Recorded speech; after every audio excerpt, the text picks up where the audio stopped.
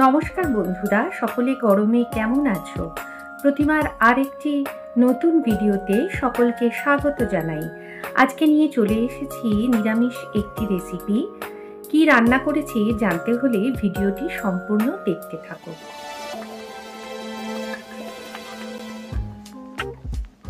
এখানে একটা বাটিতে আমি নিয়ে নিচ্ছি সামান্য পরিমাণ গোবিন্দভোগ চাল। এখানে 3 টেবিল চামচ মতো গোবিন্দভোগ চাল নিয়েছি। এবার চালটাকে আমি জল দিয়ে ভালো করে ধুয়ে সেটাকে আমি 1 ঘন্টার মতো ভিজিয়ে রেখে দেব। চালটা ভিজে গেছে। এবারে আমি একটা মিক্সার জারে চালটাকে দিয়ে এটার একটা নরম ব্যাটার বানিয়ে নেব। চালটাকে পেস্ট করতে এখন তো আর কোনো অসুবিধাই নেই, মিক্সি মেশিনে দিয়ে দিলাম। আর এই রেসিপিটা একেবারেই নতুন রেসিপি, অনেকে খেয়েছো আবার অনেকে খাওনি। নিয়ে নিলাম বড়ি। এখানে আমি মটর ডালের বড়ি ইউজ করছি। আর দেখো, লাউ, বেশ কচি একটি লাউ নিয়েছি।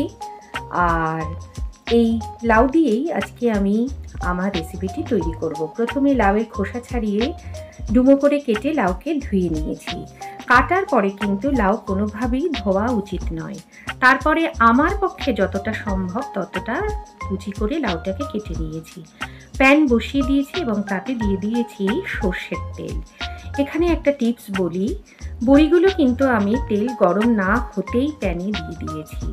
যদি এরকম ঠান্ডা তেলে বড়ি ভাজা যায় তবে বড়ি ভাজতে কম তেল ব্যবহার করা যায়, মানে অল্প তেলে বড়ি ভাজা হয়ে যায়। তেল গরম হওয়ার আগেই বড়িগুলোকে দিয়ে আমি এরম লাল করে ভেজে তুলে নিলাম। এবারে আমি প্যানে আরেকটু তেল দিয়ে দিয়েছি। এখানে 2 টেবিল চামচ তেল আছে। খুবই অল্প তেলে লাউ রান্না করে খাওয়া যায়। আর তেল তো আমাদের শরীরের পক্ষে ভালো না, সকলেই জানি। এখানে আমি দিয়ে দিলাম 2টি তেজপাতা এবং হাফ টিস্পুন কালো জিরে। কালো জিরে এবং তেজপাতাটা একটু গরম হয়ে যাওয়ার পর আমি তাতে দিয়ে দিচ্ছি কেটে রাখা লাউগুলো। লাউ এমন একটা সবজি যেটা কিন্তু খেলে আমাদের শরীর অনেকটাই ঠান্ডা থাকে। আর যেহেতু এখন বাইরে খুবই গরম, তাই শরীর ঠান্ডা রাখার জন্য কিন্তু আমরা খাবারে লাউটা রাখতেই পারি। লাউ দিয়ে দেওয়ার পর আমি এখানে দিয়ে দিলাম নুন এবং 3টি কাঁচা লঙ্কা, আর দিয়ে দিচ্ছি সামান্য পরিমাণ হলুদ। এটা দিয়ে ভালো করে আমি লাউয়ের সঙ্গে মিশিয়ে নিচ্ছি।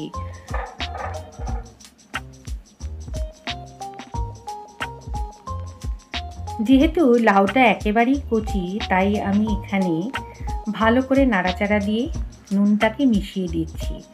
আর এখানে আমি কোনো রকম জল ব্যবহার করব না। নুন দেওয়ার ফলে কিন্তু লাউটা অনেকটাই মজে যাবে। আর সেই জন্যই আমি ভালো করে নাড়াচাড়া করে নুনটা সব জায়গায় মিশিয়ে দিয়েছি। আর দেখো, এখানে লাউটা কিন্তু অনেকটাই মজে গেছে, পরিমাণটাও কম হয়ে গেছে।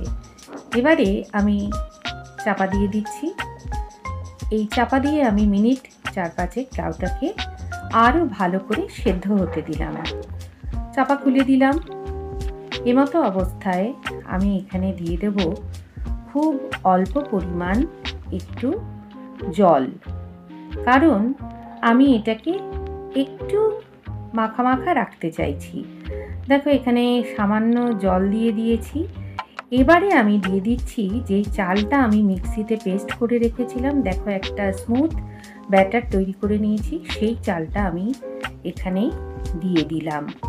অর্থাৎ গোবিন্দভোগ চাল দিয়ে আজকে আমি এই লাউয়ের রেসিপিটা বানিয়ে নিলাম। দেখো, টেক্সচারটা চালটা দেওয়ার ফলে কেমন মাখা মাখা হয়ে গেল। এবারে আমি এতে দিয়ে দিলাম লাল করে রাখা মটর ডালের বড়িগুলো। এখানে কেউ চাইলে মুসুর ডাল বা বিউলির ডালের বড়িও ব্যবহার করতে পারো, তবে বিউলির ডালের বড়িতে না আজকাল খুব একটা স্বাদ থাকে না, তাই জন্য আমি মটর ডালের বড়ি দিলাম। যেহেতু নিরামিষ তরকারি, টেস্টের ব্যালেন্সের জন্য দিয়ে দিলাম অল্প পরিমাণ চিনি। আর সবশেষে দিয়ে দিলাম 1 টেবিল চামচ ঘি। এই ঘিটা দেওয়ার ফলে তরকারির স্বাদটা কিন্তু অনেকটাই বেড়ে যাবে। ভালো করে নাড়াচাড়া দিয়ে এটাকে চাপা দিয়ে আমি 3-4 মিনিট স্ট্যান্ডিং টাইমে রেখে দিলাম, যাতে সমস্ত তরকারির সাথে ঘিয়ের গন্ধটা ভালো করে মিশে যায়। আর আমার তরকারিটা একেবারেই তৈরি। আমি একটা বলে এটাকে সার্ভ করে দিচ্ছি। আর দেখেই বুঝতে পারছো যে কতটা লোভনীয় হয়েছে দেখতে। যারা বানিয়ে খাও এই রেসিপিটা তারা তো জানোই যে কতটা ভালো খেতে হয়। আর যারা এখনও বানাওনি, আমি বলবো এই রেসিপিটা দেখে অবশ্যই একবার বানিয়ে খেও এই গোবিন্দ লাউ। রেসিপিটার আমি এটাই নাম দিলাম।